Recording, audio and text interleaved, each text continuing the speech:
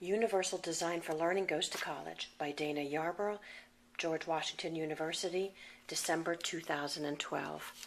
This short video, a class project, is intended to provide a snapshot of the demographics of today's college students and the challenges and barriers faced by 2- and 4-year institutes of higher education in meeting those students' needs. A brief overview of a best practice framework called Universal Design for Learning, and some suggestions on how to embed UDL into a campus environment and education process. College instructors today can expect to have a range of learners in classes. There are more first-generation college students, more older students, more students who also work full-time, and more students from minority groups. The number of college students with more significant disabilities has also increased. All of these students vary in their pre-college preparation. The National Center for Education Statistics collects data on the enrollment of students by race, ethnicity, and disability. Since 2003, students with disabilities have consistently remained at 11% of the college student population. Interestingly, 46% of community college students are entering classes now at over the age of 25. Besides diversity, digital native impact on universities has been raised in the literature. In an article by Waters in Campus Technology, he quotes several university administrators who believe that today's students don't rely on the textbook. They go to a website and look something up, they link that instantly to something else, and before they know it, they have this broad understanding of the topic. Others question whether technology is actually creating students who are truly different learners. It's not just about how long people have been using the technology or how much time they spend with it. It is much more about how they are using it and whether they're learning to use it critically and carefully. Spending 12 hours playing Angry Birds, watching YouTube videos of surfers wipe out, is not the same as evaluating the reliability of source materials on sites about the Vietnam War. There is still great debate about digital natives. Mark Prensky, author of Teaching Digital Natives, posits that it is not that attention spans have changed in today's students, but their tolerance and needs. With all that demands their attention 24/7, the fact that things change rapidly in today's world, they focus on only what interests them individually. Why should I learn becomes important to today's college kids. They can apply what they learn immediately when posting a blog, a video, a PowerPoint on the web, or when playing a game with others from around the world. From Great Expectations, a report generated by a panel of administrators and faculty from institutes of higher education from across the country, it is widely believed that in the near future, more and more students will access resources in classrooms through the use of teleconferencing and personal wireless smart devices. There will be mass adoption of distance learning. Significant numbers of learning activities will move to individualized approaches, and assessment will take into account individually oriented outcomes. The report also included comments about what is not working on college campuses today. These comments are echoed also by college students who cite issues with classrooms being too large, instruction being too fast, that focuses on quantity, not quality, lack of clarity by faculty about course expectation, testing is on materials not taught in class, and professors and teaching assistants grading differently. To sum this up, several challenges for educating today's diverse college students have identified as 1, a lack of campus-wide strategic planning of resources for diverse learners. 2, a one-size-fits-all approach to learning. 3, fragmented curriculum. 4, a failure of teacher preparation. And 5, no consistent definition of quality assessments. Critical questions for college and universities should be, what are the learning environment goals of this institution? What are the learning goals of individual classes? What do the students need to do to demonstrate mastery? Where are the barriers for the students? What tools, materials, and supports might help? And how can the university administration and faculty adjust goals, methods, and assessment so that every one of the students on campus can progress? We've learned so far that there is no typical college student today. With this variability in student learning, there is a need to differentiate instruction. In other words, there really is no one instructional mode or format that works for everyone. Some students are visual learners. They learn best when they see things written down. Others are auditory learners. They learn best by listening. And many of us are kinesthetic learners who learn best by touching and experiencing. Because there are some predictable differences in learning styles, rather than waiting to identify each student's needs individually as issues crop up, faculty can design the curriculum in advance to support everyone's learning styles and needs. For example, students can use tools during lecture that help them better focus and understand the content, from the low-tech of highlighting important facts on their class notes to the high-tech, accessing apps and digital media on their iPad. Another example is having students submit to the professor answers to questions he or she poses about the week's readings prior to coming to class. The answers then become the basis for discussion used during class. The professor poses the questions, the students think about the questions on their own, and then answer them using an app or a clicker that sends the answers to the professor's laptop for tabulation. Then the professor has the students turn to people sitting near them to talk about the questions. After 15 minutes, the professors ask the students to again answer individually the same questions using the app or clicker. These examples exemplify the core of what is known as Universal Design for Learning, or UDL. Universal Design for Learning seeks to level the playing field so all students have equal access to learning. It follows in the footsteps of Universal Design, coined in the 70s by Ronald Mason Architecture.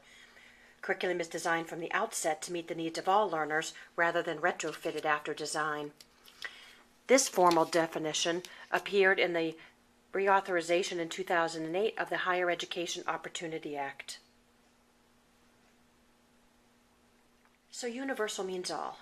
Design means flexible for all users. Now to learning. What we have learned about the brain is that there are three primary networks in our brains that guide learning: recognition networks, strategic networks, and affective networks. Because of the individual differences in recognition, strategy, and effect, faculty must set curriculum goals carefully. If the curriculum restricts students to one type of content or one method of expression, it is unlikely everyone in the class will be successful. Using the word curriculum through a UDL lens, it includes goals, or the learning expectations, the methods, or the instructional approaches, the materials and the media that present the learning content in a variety of formats, and assessment, or the gathering of information on the student's knowledge, skills, and motivation for learning. The National Center on Universal Design for Learning has developed a set of guidelines, 9 in total, under the UDL principles that relate to the three brain networks for the what, the how, and the why of learning. In plain language, showing information in different ways to students, allowing students to approach learning tasks and demonstrate what they know in different ways, and offering options to keep students engaged through what interests them.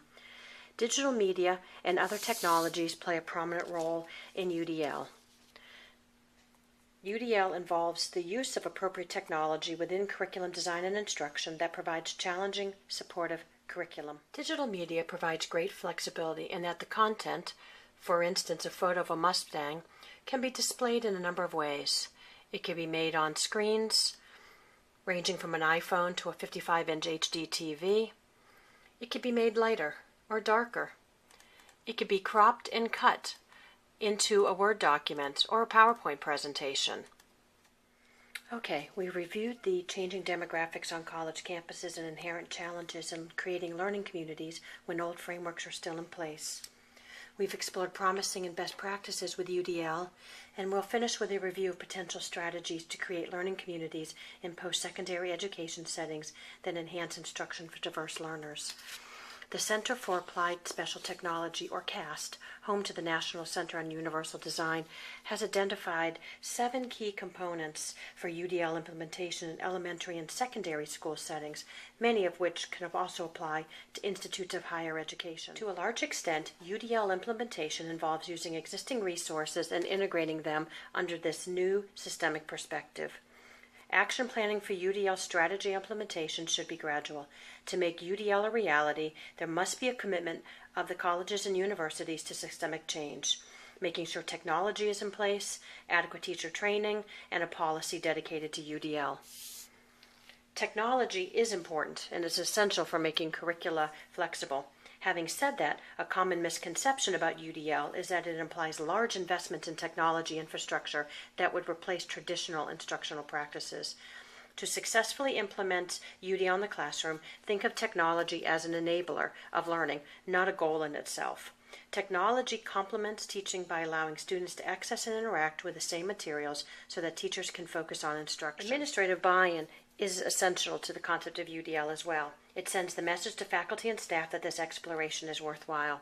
When considering UDL implementation, administration must ask about the necessary resources, the physical infrastructure, the classrooms that are needed, the technology supports.